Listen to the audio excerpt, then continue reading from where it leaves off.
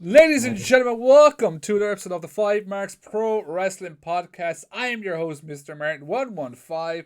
Joined as always, you weren't my dance partner last week because someone called me out on Facebook about it. But this week, you're back to being my dance partner. Welcome back, Carmo. We'll take it. Welcome back, everybody. Thanks for coming back for another week. We're actually just talking about this in the car, actually, up to the OTT show, where like how you started this. Welcome back to another week. It's been going on for ages now, and you don't know where the hell it came from. Yeah, it just came out of nowhere, and I was like, I have to keep doing it. So like, it's stuck now. It's his shtick now. It's his gimmick. So this week we are joined by someone from Cork. Imagine that. Yeah. Not to call anybody out, but RCW are having a big show, and let me tell you, you'll hear all about it in this episode, and the matches, when you hear them, you're going to be like nearly having a heart attack like I did. RCW are having a big show, Hooked on a Feeling, and this actually worked out brilliantly, and I'll tell a story in a bit. We are joined by former wrestler, now turned RCW commentator, Mr. Luke Barry. Hi guys, thanks for having me. We've stolen him from his own podcast, which we'll talk about later. Well, Luke, how are you doing? I'm good. Happy to be here. Good to chat a bit of wrestling with the lads. That's all we ever do here. So first, before we, I know I talked about this before, but that background, like got the Intercontinental title, a few comics, all these comic books, and we even have some plays because I'm a cultured man. Better than I am. Samuel Beckett did a culture. Better than I am. Are they all like orders or just random comics everywhere? They were in order. I moved house a few times and they're kind of a little bit out of order. Mostly, like you see here, I have a lot of Deadpool in a row. Over here, you'd have your DC. I haven't split into DC and Marvel at the very least. There is a little bit out of order, but I collected quite a bit until I had a child, and then I just didn't have the money or the time. So don't be saying that, because I'll never want to have a kid. It's the best thing in the world. I'll also say that. As you can see by my background, like I'm too much of a collector.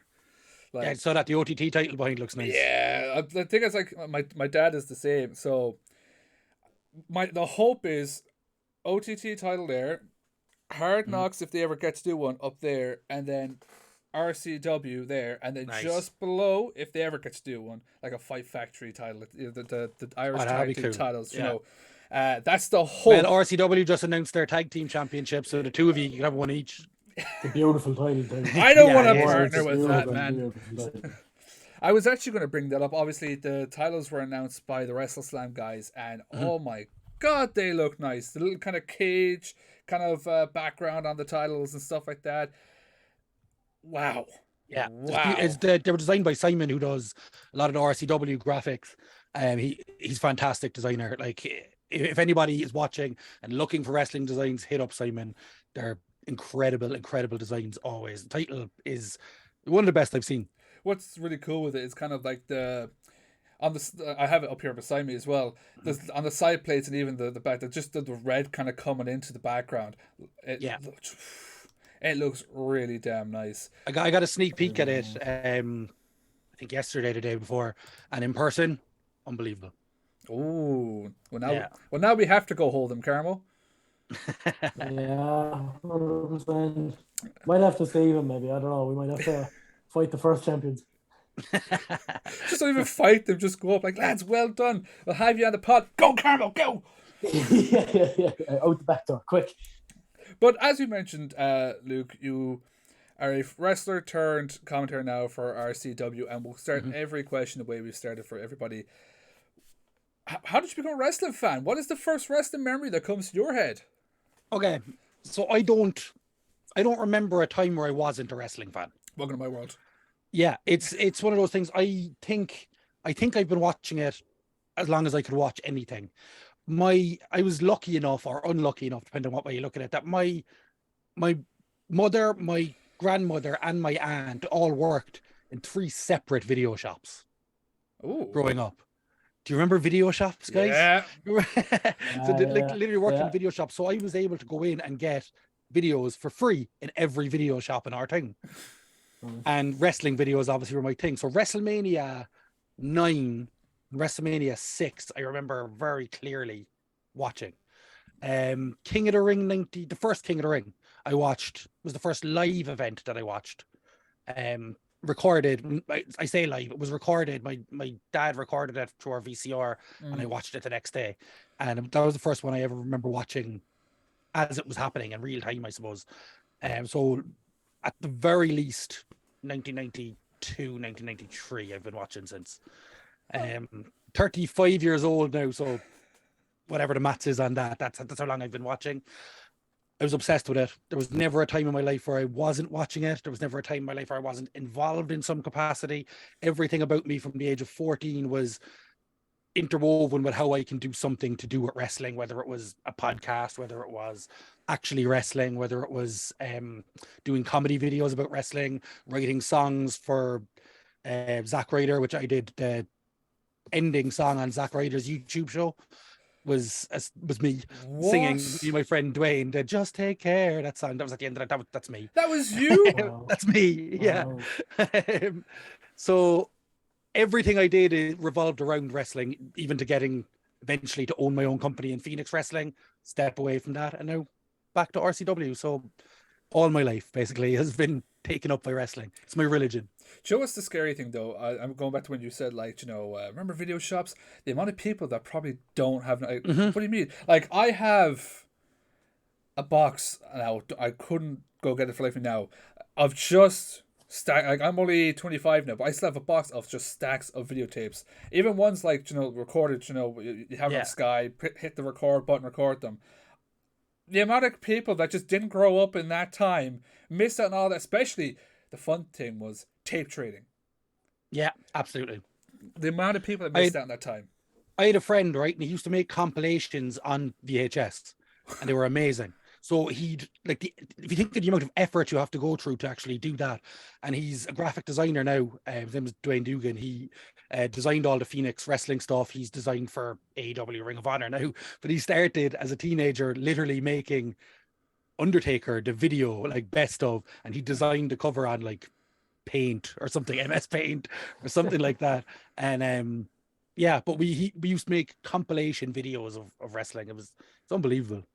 There was so much more effort that got into being a fan then, wasn't there? Yeah, like you earned your fandom. And now for myself, it was literally me and one other guy that watched wrestling, and I bonded for life. Oh, I miss. This is the one thing I miss. We used to have. So I live literally probably in the middle of nowhere, but we used to have this.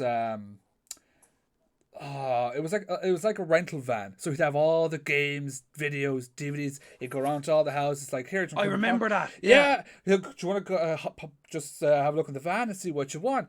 And he used to come around, and I would grab as many wrestling things as possible. It's the one thing I miss now. You'd never see that. Like, obviously, Extravision's gone. Everything. The whole renting thing is just not a thing. So we used to just, right, let's get that one, and then we were done. Here's my stack. Give me your stack, and that was the most fun time. Now all you have to do is just go on Google, WWE Network, OTT on Demand, YouTube, and it's just there for you. Like, it's easier and just less effort now. We sound very old. This is a very much a back in my day conversation here. Do you know what, kids? That's more exciting. I was just going to say, it made it more exciting when you got those videos, because now you can just click a button and there you have it. But it's like, 100%. Okay, I have to select these number of like videos that I want to watch, or wrestling shows that I want to watch. Which ones am I going to pick? Almost like a panic now. Yeah. Well, let's talk about then. Obviously, you yourself were a wrestler for a while, and how did that come about? Like, when did you start training, and what school was it for? This is, I suppose, a two-part story, really. Grab your popcorn. When I was 14, 15. I went in. We were in Mars Sports, and my friend in Cork, or Welsh Sports, doesn't matter, a sports shop. We went in, and there was literally a sign on the counter saying "Wrestling School. Call this number if you want to train to be a pro wrestler." And obviously, we were big wrestling fans, and we spotted it. Called the number, had no idea what it was going to be or whatever, but it was NWA Ireland, but in Cork. So it was the school that is now Fight Factory in Dublin, which was originally set up by Finn Balor, Paul Tracy. And there was actually, a lot of people don't really know this, there's a Cork splinter of that was set up by Ross Brown, do you know Ross Brown, the comedian? I don't. He's a comedian from Cork. He was on RTE on like TV shows like The Fear and stuff like that. But he was a wrestler first. So he set up the Cork branch of NWA Ireland down here. And I trained with them for a little over a year, and I was awful, uncoordinated teenager. I didn't know what I was doing or who I was or what I wanted to be and all this. And but it was excellent. I got to ring the bell on shows, got to do music on shows. I was there for like Becky Lynch's, I think, second ever match. I think Paddy Morrow's first match, possibly, or second. I was there on the show. So like a fair chunk of wrestling history there. And then after, say, a year or whatever, I broke my leg in 4 places. Not wrestling. Just I literally shattered my femur in 4 places. I was 15 years old. I was a shot put and discus thrower, All-Ireland champion, all that kind of stuff. Put a halt to all that. Was told to I'd never do anything athletic again. I'd never do anything sports related again. I still have the bar in my leg from my hip to my knee. It's 20 years later. And that was it. I was done with wrestling. Fast forward, say 8-9 years later, and another school sets up in Cork with CCW. CCW starts as a company, and I contacted them. I was an actor at the stage, a professional actor, and I contacted CCW, reached out to them, and I got taken on as the general manager and manager commentary position, all these kinds of things.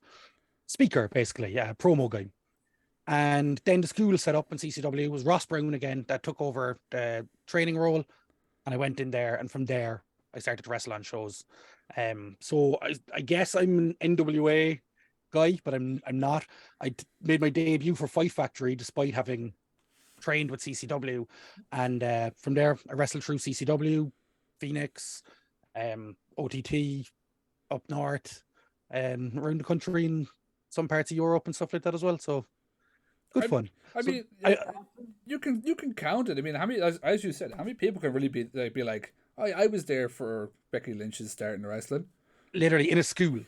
Yeah, it was in a school with, I'd say, 50 people in the audience, and the girl she wrestled never wrestled again. I always wondered, does that girl even have any idea who Becky became? I think that would be an interesting podcast to get someone like her and talk and say, what, like. If we can ever track her down, the trainers, if you actually listen to this at all, figure out who that girl is for us, and we'll get them on. I remember what her wrestling name was. I cannot remember what her real name was. Her wrestling name was Kira Hart, but I cannot remember what her real name was. I know somebody who was in the school who has a copy of that show, and my aim is to get it digitalized and do a Twitch stream with it, because it was, as far as I know, the first ever indie show ran in Cork that wasn't like a tribute show or whatever. And it was literally main evented by Finn Balor, Paul Tracy on it, Paddy Morrow on it, Ross Brown, who's now kind of pseudo-famous comedian, Becky Lynch is on it. It's crazy. I'm ringing the bell on it.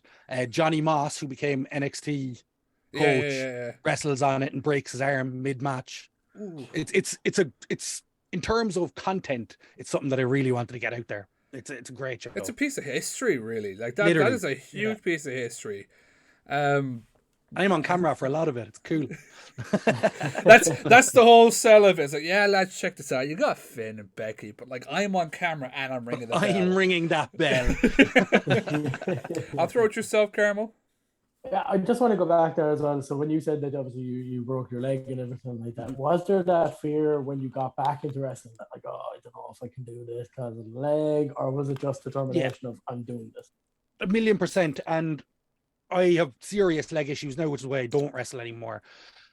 And I think it completely added to it. Like it's not something I probably should have done. I was never a high flyer or jump around. I was always a promo guy, character guy, punch, kick, clothesline, that kind of a thing. But it still takes its toll. It's still like the lifting guys. I could wrestle again tomorrow, but the problem is my leg dislocates. So it's not safe for the other guy. Yeah. Does that make sense? Yeah, no, so like my leg goes like that, and my knee bends the wrong way. It's hyper reflexive, so it bends the wrong way. So if I have somebody up for a slam or something, and my leg goes, he's going down. You can't protect him. So it's not safe. But there was a massive fear with that, and I kind of had to try and figure out ways to work around it. I never fully did, and I probably should have spent more time on it. If you are getting into wrestling, pay attention to these injuries. The doctors tell you not to do something, chances are they're right that you shouldn't do it. But I don't regret anything. So, like, how long then from starting again to officially retiring are we talking here? Like, how long were you wrestling for?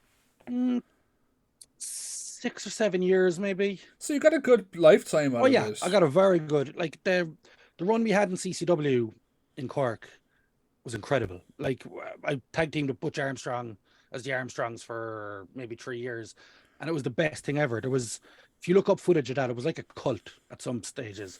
Like, when we came out, the crowd used to go mental. Like, I actually can't explain it without sounding egotistical, but it was insane. Like, we were on shows with like Will Ospreay and getting a bigger reaction. And I know straight away that sounds egotistical, but if you look at the footage, it was us versus Rough Stuff, and the crowd hated Rough Stuff so much. They were brilliant heels for it. And us versus them, and it was just insane. I'll actually send you on some of the clips because they're mad. I'd love for RCW to get Will Ospreay and you just to sit there and comment, you'd be like, got a bigger pop than him. Wouldn't happen now. But even as a fan of wrestling, and like going out and doing that sort of stuff and seeing that fan reaction for you, like that must have been huge.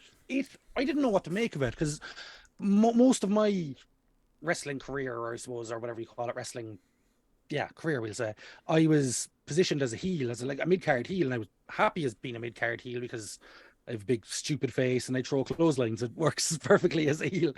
So when I turned to be like in a babyface tag team, it was strange, but it was so accepted. Like, we did loads of promos and loads of comedy promos and parodies of, we released Total Armstrongs, which was a parody of Total Bellas and Total Divas, and we used to put it on as the pre-show on CCW shows, and it used to get it was ridiculous. There was things like where we kidnapped Santa, and there was things where we did all these mad shit, and it just went down so well. But it eventually led to us, basically through promos, getting booked for OTT Contenders, which, as you know, OTT is pretty much the biggest company in Europe. So, like, to even have that opportunity is incredible. And for Joe Cabret to see that what we were doing had some value in terms of marketability and promo stuff was amazing. Please tell me you have some of that footage of the Total Bellas. It's all up on my YouTube. Oh, I'll send it on to you. That's the first thing I'm doing after here now. I think there's 6 episodes of it, and it starts as like 3-minute segment, and by the end of it, they're like 15 minutes long or something. So there you go. If you haven't checked it out, now you have to. I guarantee you that's just going to be absolute peak comedy.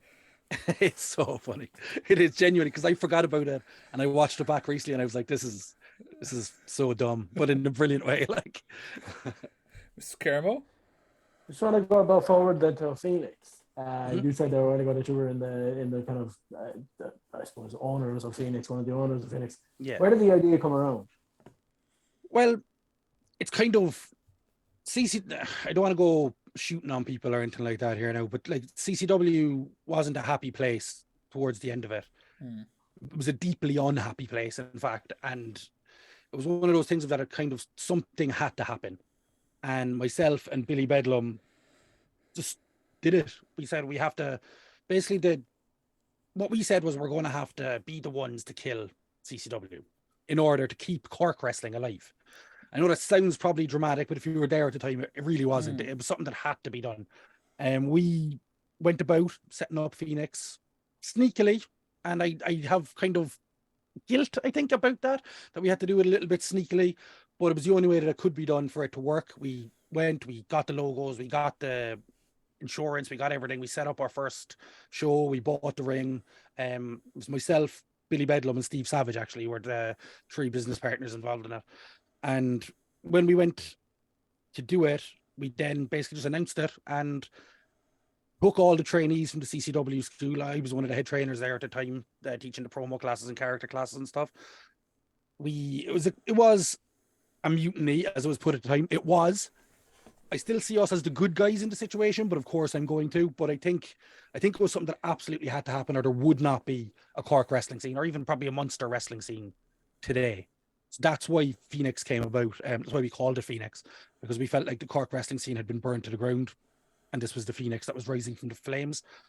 The thing with Phoenix was that's all it was set up to do. Phoenix was there to take us out of CCW, whereas I think RCW is now the future of Cork wrestling. Phoenix was never meant to be a forever brand. It was meant to be the transition between CCW and what was to come next, which I think is RCW. And Hard Knocks, obviously, in Limerick as well. Yeah. 100%. Yeah. But even the success that Phoenix had, did you ever expect that? Like, yes. I know that's arrogant again, but I everyone has to be a little bit arrogant. 100%. Like, we came out of that with a chip on our shoulder. We knew what went wrong. We knew what could be made right. We had an awful lot of people who had our backs and who were giving us advice. On the first show alone, I think we got a massive endorsement in terms of we booked Joe Cabret. We had the wards on the first show, which I thought sent a message straight away to everyone else in Irish wrestling that Joe thought that we were doing something right in shutting down CCW and starting Phoenix. We had the likes of Justy, people like that who had our backs for it. We had Session Moth on early shows. We had Katie Harvey, people like that, you know what I mean, who are pillars of Irish wrestling who believed in it. And we knew that if we had those people believing in it, then it would be a success, because these things are never just, it was never just me, Billy, Steve. You can't do something like that. It needs to be an entire group, an entire community. And I think that having all those people who, with all their knowledge, years and years of knowledge around, it's not going to fail. But it was incredible. It was an amazing time. The first show for that was, the feeling of that was incredible. I'm just going to step out for a second, just because obviously saying that you feel like the guilt and stuff like that, I feel like everything bad had to happen to get to where we are at today. Like, you know, in Exactly. Dublin, we had Terry Thatcher telling us all the stuff with Irish Whip Wrestling and everything before that, and now we've OTT. To get RCW and Hard Knocks, obviously, had to have CCW, and then people just like learned from that and made a much better wrestling environment that we have today. I 100% agree. But that doesn't mean that the things are easy to do. Does that make sense? Like, it's I was probably the last person to fall for CCW, in that I kept trying to be like, we can make it better, we can make it better. I was heavily involved in some of the marketing of CCW at times, in terms of their social media and stuff like that. I produced quite a lot of the promos for it at the time as well. So I kind of had a loyalty to the brand rather than to any one person. And the idea of shutting that down felt a little bit weird to me, even though I knew it was the right thing to do. It felt a little bit uncomfortable, I suppose is the word. That doesn't mean it's bad. Uncomfortable is okay sometimes, you know what I mean? Yeah. I'll let you go again, Carl. Yeah, my first Irish wrestling show was actually a Phoenix show. And it was, I suppose, if you want to call it the kid show, the kind of early show. And I got hooked straight away. Where was that? It was like Saviours, LJ Cleary. It was in Limerick. That was after my time. I don't want to hear about it. That's okay. I'm only messing. What I do want to ask you is, have you a favourite moment or, I suppose, match from Phoenix Wrestling? Okay, so this is... let me think. From Phoenix Wrestling or from my time in Phoenix Wrestling? Because there's two different answers. I'm gonna ask you for both. We can get both different answers. So, my favourite moment for me in Phoenix Wrestling was I left for 2 years. Besides my leg, I retired from wrestling anyway. And then I stepped down as the owner of Phoenix. And I was supposed to be a manager. And then I just couldn't handle it. My mental health was not great at the time. I wasn't in the right place. So I stepped away from wrestling entirely. Planned to go away from it. Couldn't watch wrestling even at that stage. It just felt like breaking up with a girlfriend, basically. Like a relationship gone. It felt like we talked earlier about how much I loved wrestling all my life, and I'm sure you're the same. To then feel like you can't watch it, it wasn't nice. And talking to Billy Bedlam the whole time, he got onto me and he pushed me to do a comeback. Now, my leg was feeling okay at the time, and I was getting in better shape than I had been. Obviously, being out injured, I put on a bit of weight and all that kind of stuff. But that was fine. He said, come back, we'll do a big surprise comeback. I said, oh yeah, cool, that'll be brilliant. And then the day before, I started to get nervous. I started to get like, I've been gone for 2 years. They could have a complete new audience, whatever.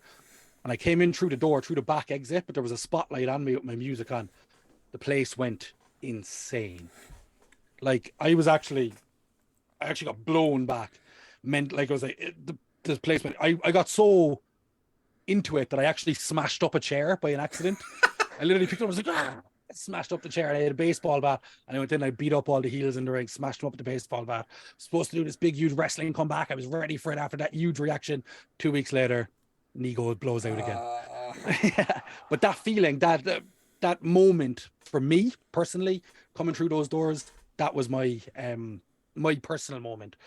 For Phoenix overall, the main event of the first show is always special to me, because myself, Billy Bedlam, Steve Savage are standing at the back of the hall, not with each other. We were all at separate sides and we were just watching because we were literally at the main event. It was Terry Thatcher versus the Ballymun Bruiser versus Ricky Combat versus Michael May in a 4-way main event. During the match, it was so good. The whole crowd started to chant, "We are Phoenix. We are Phoenix." And I was like, oh my God, being like me as a 10-year-old playing with wrestling figures and imagining what I do with a wrestling show if I owned it and all that kind of stuff, to then standing there watching this actually happen as your main event that you planned, getting the reaction that you expected it to get. And me, Bedlam, Steve, all just made eye contact with each other, and we were all thinking the same thing. We all had goosebumps. I'm getting goosebumps now thinking about it, but that will always be the moment I think of when I think of Phoenix. Especially after the first show as well, to get that reaction during it, like incredible. It was huge. I think the wrestling fans got that it was a change of the tide as well. You know what I mean? 100%.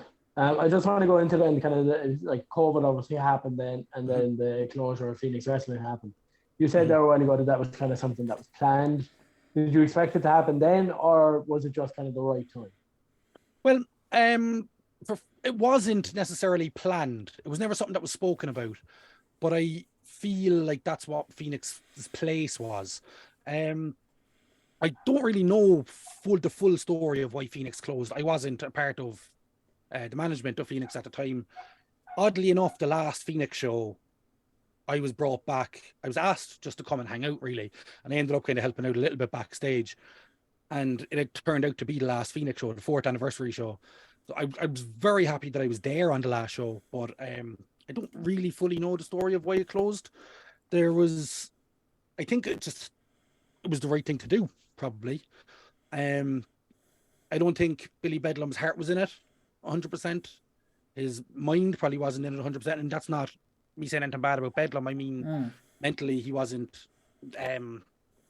into it as much as he was. Now, he got back into RCW fairly soon after, and I think he's absolutely in the right frame of mind to run RCW now at the moment, and I think it's about to explode, I think.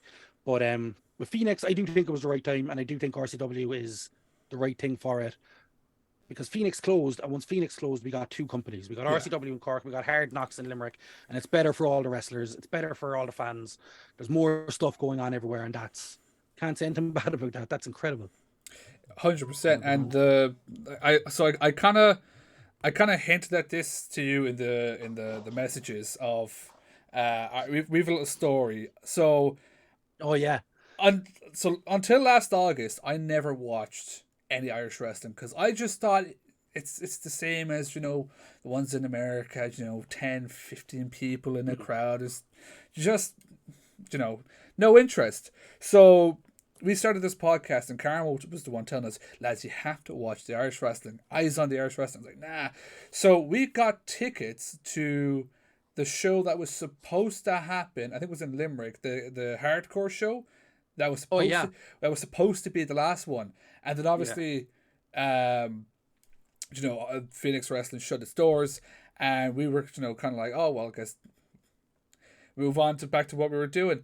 But Carmo had then said, look, there's the School of Irish Wrestling show that we weren't going to go to. Let's just go to that. I just want you to watch it. So we went to that, fell in love with Irish wrestling there and then. And I keep saying to lads, you know, Imagine if Phoenix never shut its door, because the school was okay, caught my eyes on it, but really when I was just like 100% hooked was Hard Knocks first show.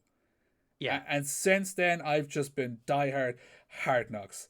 Love OTT, love RCW. I think it's mainly because it's like our promotion, it's a local promotion, that I'm just like, yeah, Hard Knocks is.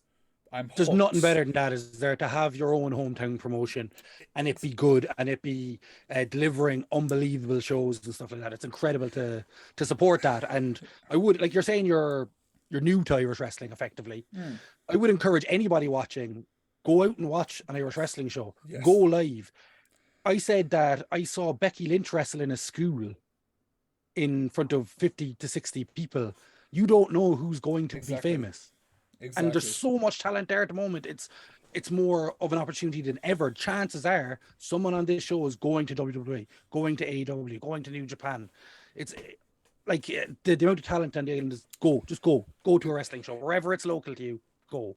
Even if it's not local, if you're living in Cork, go to Hard Knocks in Limerick. Yeah. If you're like myself living in Clare or Carmo living in Limerick, go to an RCW show, especially, and we're still going to talk about it in a little bit, especially the next one. Like, oh my God, the card for that one. It's incredible. Mega, But obviously, the close of... Sorry, Carol. The close of Phoenix, well, as you said, means the beginning of RCW and Hard Knocks. And then RCW had their first show. I can't remember the date, but it was the Oh Shit, Here It Goes Again show. What was the first show like, being there? First show was mad. It felt like something new, which is good, because I think there was a worry that it would just be Phoenix 2.0. And I don't think Bedlam wanted that to happen. So, like, you can see the branding is completely different. The setup in the Kino is very different. Like, everything is different. It's better. It's more streamlined to an extent, but it's better for fans, I think.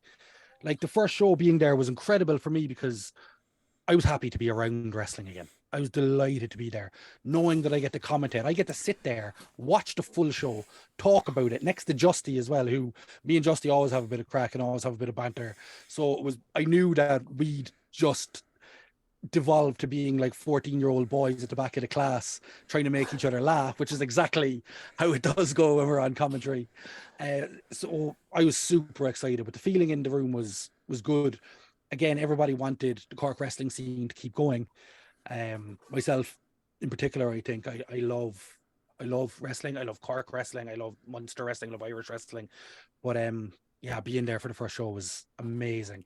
And the funny thing about it is the first ever Phoenix show, the first match on the card, without any, there was no big announcement, no anything. It was just bam, straight into the show. Was the Armstrongs, was me and Butch versus Justy and his tag team partner in Collar and Elbow. So the first Phoenix show in the Kino started with me and Justy going into the ring, circling around, and the match was supposed to be a short enough match. We ended up talking for longer than the match was supposed to be, just talking to each other, walking in circles, like ranting at each other, making jokes. Fast forward to the first ever RCW show, first two people out through the curtain to talk, me and Justy. So both shows started almost identical, which is poetic, I think. I'll let you go, Carmo. Something? Was it kind of comfortable for you slotting into the commentary position, as because you've done it before? Was it comfortable, or was there still that kind of bit of nerves of, okay, I'm going back? There was a bit of nerves.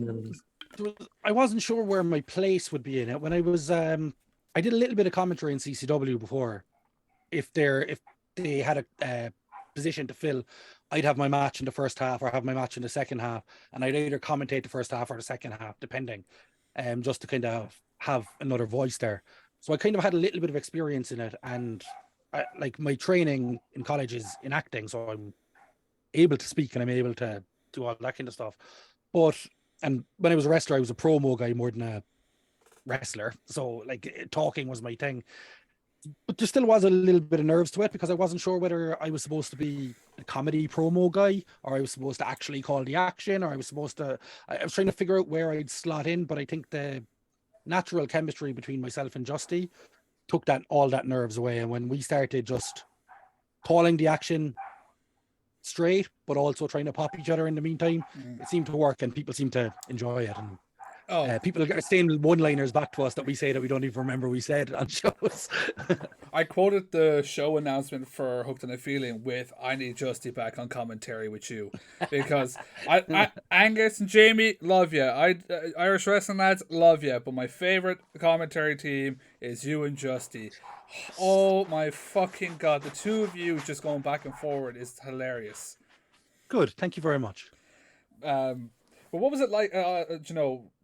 You obviously spoke about the match and the story with yourself and Justin going around just in the ring, back and forward. What's it like working with him in the ring? He's a professional. He's one of the best around, and I don't think he gets it. I think people know that he's very good, but he's so good and he has such good ideas. And all he wants to do is make the other person seem like they're having the best night of their life, basically. There's a clip on my Instagram of where we were doing a comedy thing where we were the Armstrong's Protection Agency, we were the APA.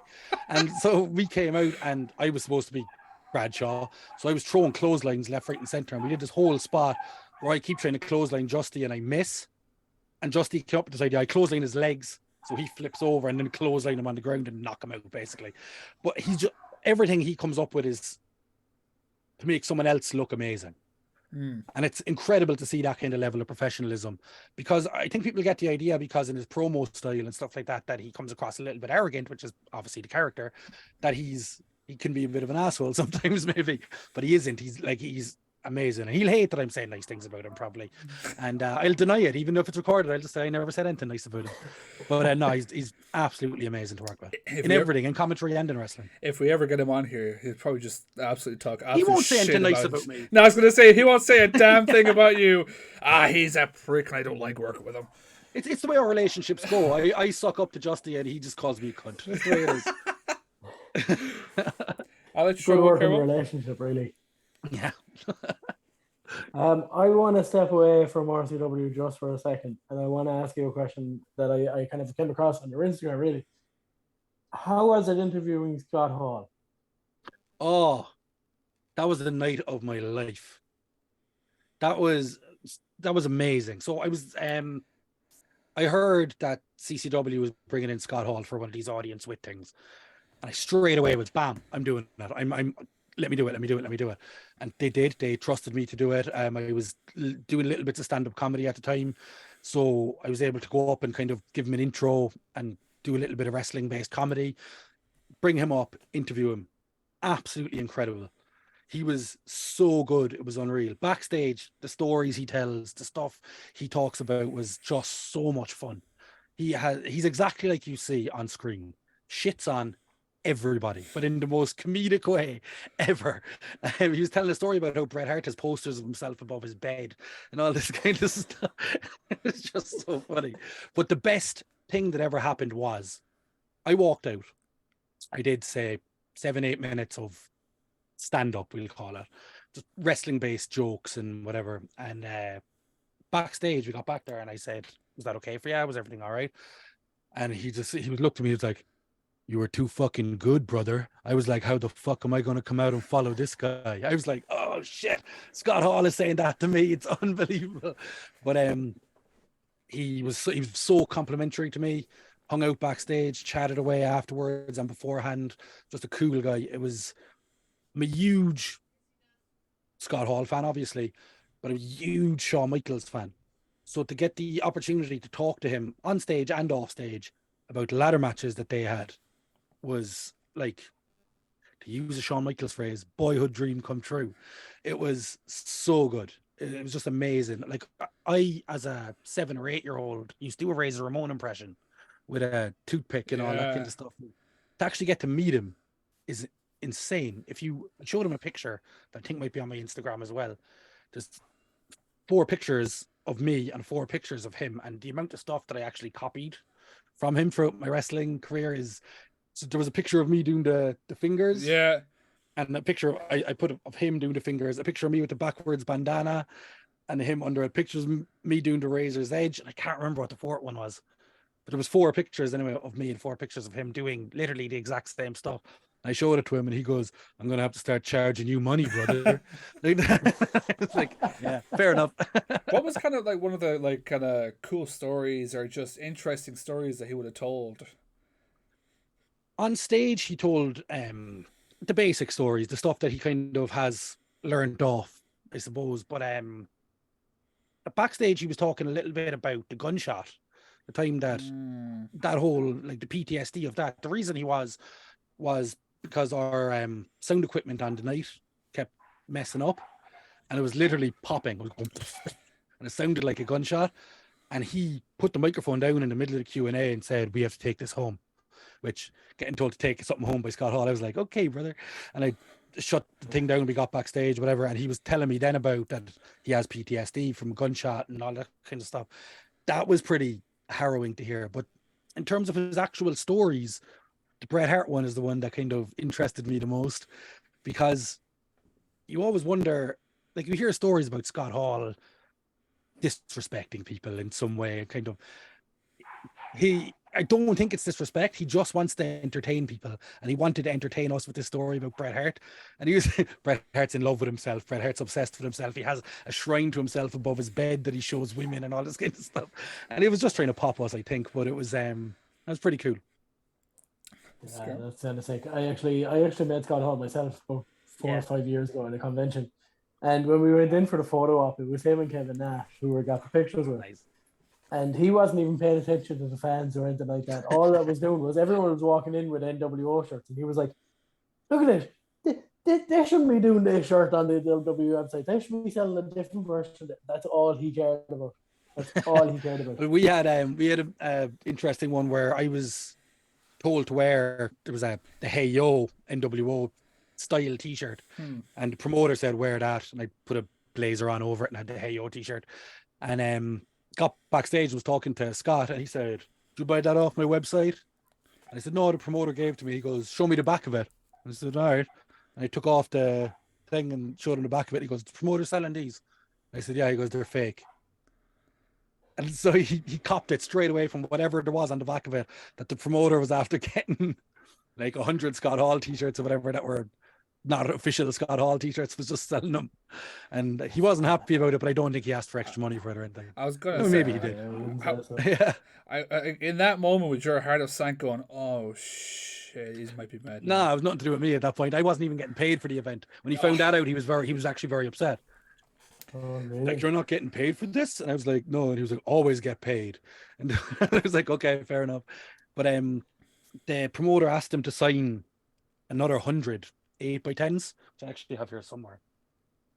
I don't know, maybe it's not there. I have a signed 8x10 by him, but he asked him to sign an extra 100, and he sent one of the trainees back with the stack rather than the promoter coming himself. And Scott was just staring at it like that for a while, and he was looking at the trainee, and he was looking at it, and he said, €100 dinner. Or he said $100, I think. $100 dinner. The trainee went, "What?" He goes, "Tell the promoter $100 dinner, and I'll sign him." And trainee went, "Okay." Came back 5 minutes later, was like, he said, "Okay." Scott went, "Okay." Signed them all. He obviously went, "I can get a free dinner out of this." I do want to ask you as well, with obviously Scott passing there last year, did you go back and like kind of watch that interview again, or was it kind of just like that memory? The memory.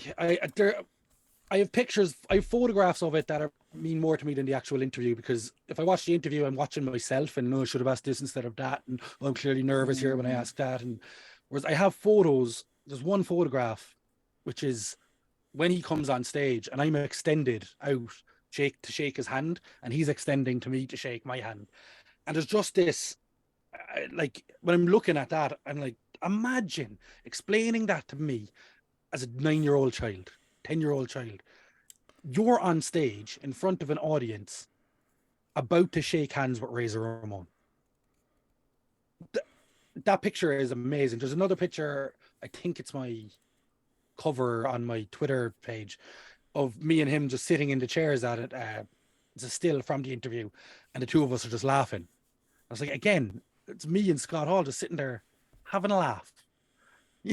These moments, that means more to me than him talking to me about a story or him telling me. Just the fact that I got to shake his hand, the fact that I got to laugh with him on stage. I made him laugh. He made me laugh. That's mad. I'm sitting here 5 minutes from where I grew up, where I used to play wrestling and pretend to be him out on the grass. To actually be in an interview even now talking about the fact that I met him is, what is this life? Like, he held the real version of that. It's insane. It's the smallest things what is this life? that can happen. I mean, imagine it's the same thing for not necessarily the same thing, but like when we have yourself or the guys on, it's like I sat here talking to these people. What the fuck am I doing? Like, but that's why I think podcasts are amazing, and that's why I think the digital world is incredible, because you can, like, I used to host a podcast. I think we were the first, if not one of the first, Irish wrestling podcasts in like 2010 maybe. So it was long before all of us had podcasts. We interviewed Piper, Jake the Snake, Stone Cold, Jericho, Foley. Like, we interviewed everybody, and it was like that. You're looking at it going, what am I doing? What qualification do I have to do this? But you don't need it. You just, as long as you can talk and people like you, they'll do it. You know what I mean? As long as you can give them a conversation and a fun time, they're happy to do it. And people love talking about themselves, so it's perfect. Exactly. Everyone has a story that they want to tell, whether it be completely stupid or completely funny. It's a story nonetheless. Exactly. Mr. Carmo? Well, that makes it even better. So we're going to have to bring you on to talk about all those podcasts. But I do want to bring it back around, because we are here to promote the next RCW show. RCW. Hooked on a Feeling. I'm going to pass it back to Martin. So before we start talking about Hooked on a Feeling, I want to talk about there was 2 shows ago, the tribute show, and how I'm going to ask this because I know it was just, you were so upset and everything. How was it thinking that Billy was dead? Sad. Me and Billy are good pals. The thought that he was dead hurt me, obviously. The fact that he was alive in the end hurt me even more, because, you know. Who told you he was dead? Call that person out right now, because clearly they tricked you. Somebody said Billy's not with us, so I assumed, I suppose. Dead? Well, thank God for Justy being there. Do you know? Thank God. That's not something you say every day. Thank God for Justy, the voice of reason. Being there to tell me that person was not dead. If there's anyone to do it, it's just... What I actually wanted to do would have been way worse. I wanted to do a full tribute show with a 10-bell salute and everybody wearing Billy armbands and everything, and not tell him, because he was in hospital at the time, so that when he watched it back on the VOD, he'd see it was actually a memorial show for him. But people were kind of like, I don't know, Luke, that might be a bit too far. I mean, if you did like a segment maybe, and then, but like a whole show, you probably go like, lads, why have I want to do the whole show with interviews on the video screen. Like the W used to do. Yeah. Oh, I wish that happened now, because half the people I'd love to see. Would have been good. But obviously, as Carmo said, RCW Hooked on a Feeling coming up. So far, there's 4 matches announced. 3 of them being absolute bangers. Form on the first one.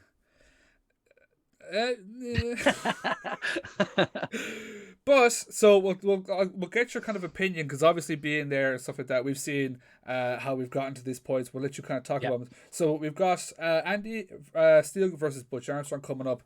We'll let you talk about the kind of how we got to this point with the 2 guys being in the gym and pissing each other Yeah, well, off. that's an interesting one, because they're 2 guys who are tag team guys. With the Bearded Beauties, like, Butch is in every tag team in the country anyway, so he's literally so many tag team partners. I think he's like beyond tag team specialist at this point. Like, he was a tag team partner with me, tag team partner with Billy Bedlam in up north. He tag team partner with JDP for the Bearded Beauties. For a while they were doing One Night Stand in Phoenix, him and Dino. Am I missing one? I don't know, but that's at least 4 anyway, tag teams that he's had in the last 3 years. It's crazy. But him and JDP are kicking ass as a tag team in Cork and up in Fight Factory. And Andy Steele, obviously, with the Saviors, fantastic tag team. So to see the two of them in a singles match is going to be incredible.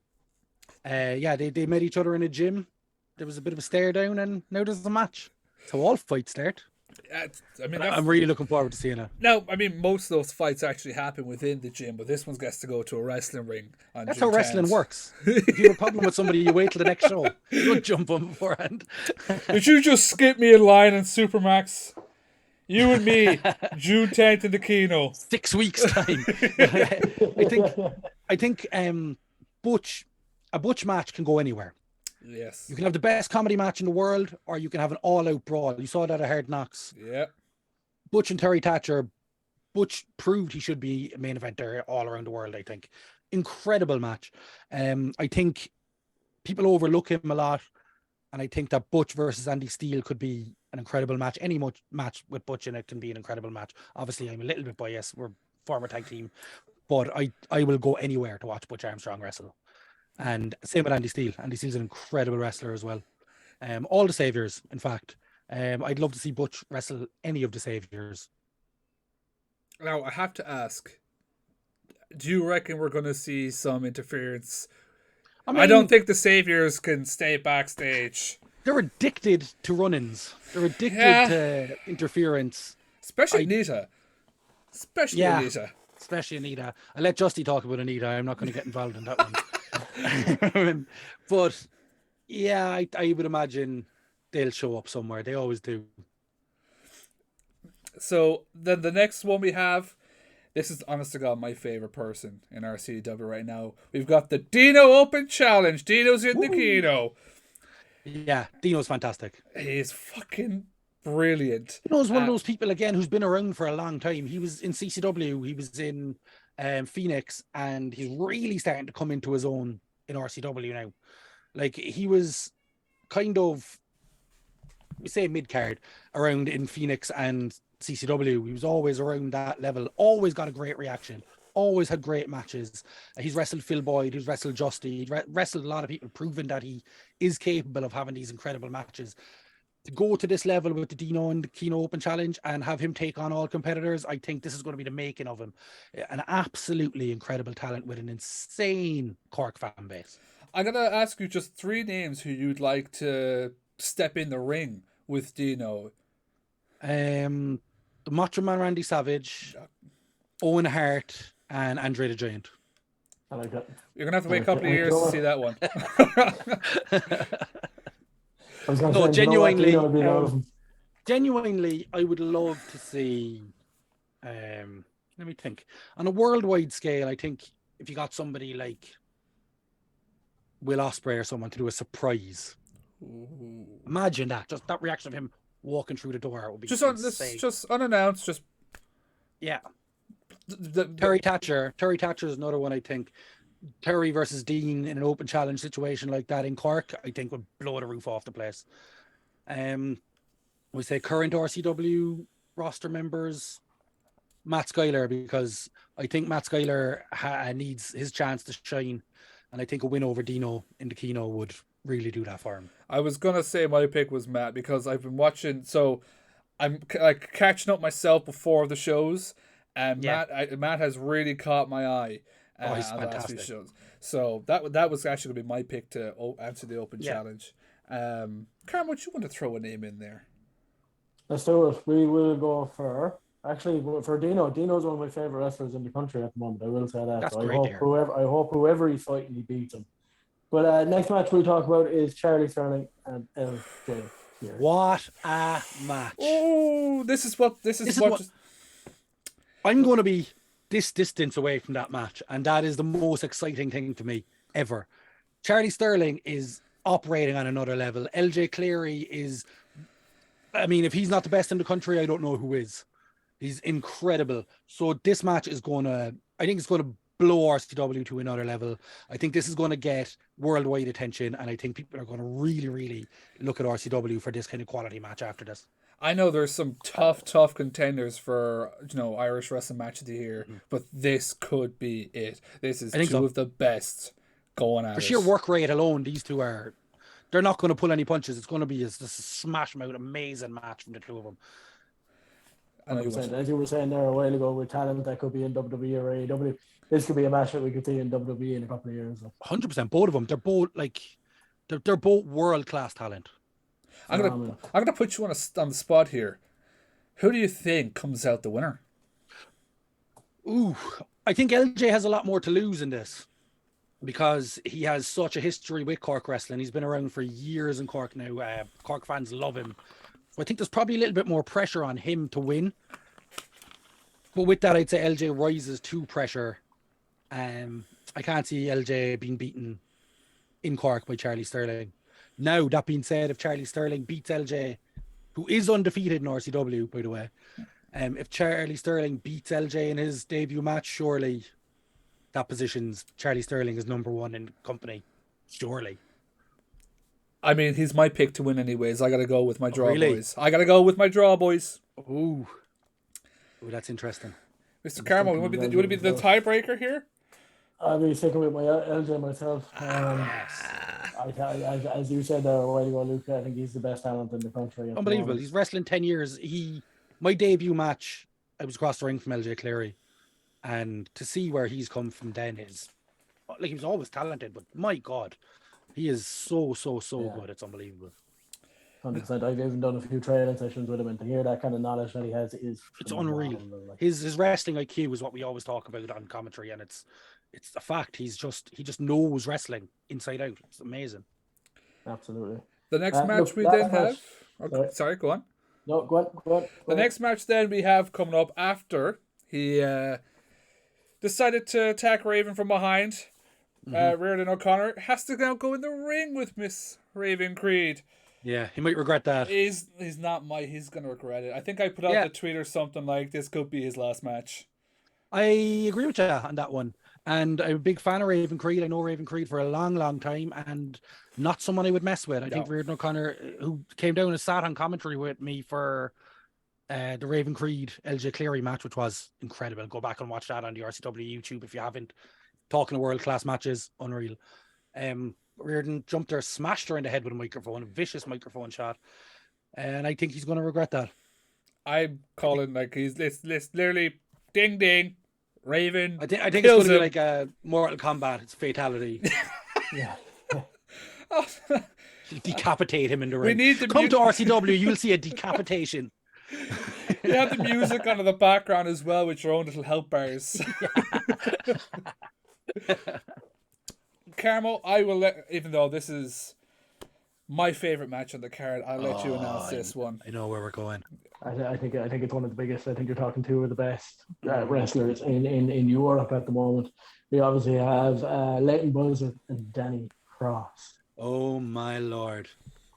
See, this is the thing when you're talking about match of the year contenders there. You said it. To have two of them on the one show straight away it's unbelievable. Like, they're two matches that could main event any Irish show, any European show, any worldwide show anywhere and have that caliber of a match. Danny Cross is somebody who's just been getting better and better and better for years. Leighton Buzzard, we've adopted over in Ireland recently, and he's just having matches classic after classic everywhere he goes, whether it's OTT, Fight Factory, Hard Knocks, RCW. He's just absolutely killing it. I cannot wait to see how this match goes. It's going to be an absolute drag out. Like I don't think I'll be able to talk fast enough to keep up with this match. I think you won't be able to talk at all. You'll be just too, like... Well, yeah. Jesus. I commentated a Jody Fleisch match once, and that was difficult. Like, it was just... Shoot our press, he's jumping, he's off the ropes, he's got it. It's impossible. I think this match will be that level of just... Oh, it's going to be unreal. And this was the match that had completely sold me. I think Charlie and LJ was the first match announced. And then this came up, and I was hooked on a feeling. So, and obviously, there's more to be announced. This is already an absolute stack card. Just with the two matches of Leighton, Danny Cross, Charlie, and LJ, like, that's your money's worth right there. You've got 200% potential matches of the year right there in Ireland. If I wasn't working on this show, I'd be going to the show. That's like, it's so good. And there's more to come, obviously. You will get your money's worth at this show. It's in the keynote, it's always a great atmosphere. full bar open. Cork crowds were always a bit mad. Some weird ass chants at the last show, and I loved it. So come, chant, enjoy the wrestling, have a good night. I always say these are brilliant shows to bring your friend who used to like wrestling. Yeah. So I mean, if they're like, I don't know, do I like wrestling? Bring them to this show. They can have a few pints. They can look at the wrestlers. They love it. It's incredible night out for that kind of a thing. And it's going to be incredible. Again, it's on June 10th in the Keno in Cork. It's going to be an absolutely amazing night. And just for the lovely listeners here at the 5Marks podcast, RCW have been so nice to give us 2 free tickets to give away. So if you want to do so, we're gonna do this. Obviously, this goes live literally a week before the show comes out. So perfect. To the people listening, if you want to go over to our Instagram, 5Marks Podcast, just drop us a follow, and on the preview video to this interview, tell us what your favorite match is going to be. What match you look forward to the most? How much shit is Luke going to talk? Let us know there, and we will pick a winner Tuesday the 6th at 6 p.m. And you could be going to RCW Hooked on a Feeling it. For absolutely free. It's unbelievable. For absolutely free. For absolutely nothing. All thanks to the lovely folks at RCW. It was actually Luke. Luke just he was like, nah, just. I bought him myself, and I said I'd give him to the lads. You know, that's how nice I am. He didn't buy him. He told Praise us. Me. He didn't Praise me. He didn't buy him. He told us himself. He took him out of Billy's wallet. Like they were just there. I wouldn't go near that thing. That thing is booby traps and shit. You get your hand bitten off there straight away. But again, just to recap the matches you could possibly see: Andy Steele versus Butch Armstrong, the Dino Open Challenge. Dino is in the Keno. Raven Creed killing Reardon O'Connor. I guarantee that one. Mm-hmm. Leighton Buzzard versus Danny Cross. Also, I need to talk to whoever does the graphics. It's Danny Cross, not Jay. Danny Cross. I have an issue with whoever did that one. And Charlie Sterling versus LJ Cleary. As we said, it's worth its money and more. Facts. Just to see that. And if you're not going, look forward to the VOD going up on the RCW Wrestling YouTube channel. So, yes, that's where you'll get to hear me talk absolute bollocks. Unless you're sat beside him, poor Billy. Yeah, well, yeah. That poor man. I just think I just ranted the ear off him at the last show. But it's it's good crack. The commentary is good. If you want to check out the VOD, it's on YouTube. Just search Rebel County Wrestling. We have all our 3 shows up there for free, and this next one is going to be going up there as well. So you get to hear my lovely voice for about 2.5 hours commentating wrestling. Well, Luke, before we let you go, obviously you have your own podcast that you do. I think it's every Friday. Is that correct? I'm in the middle of changing the format. So it was called 5 Minutes on Friday, and I was releasing like a 5-minute podcast every Friday.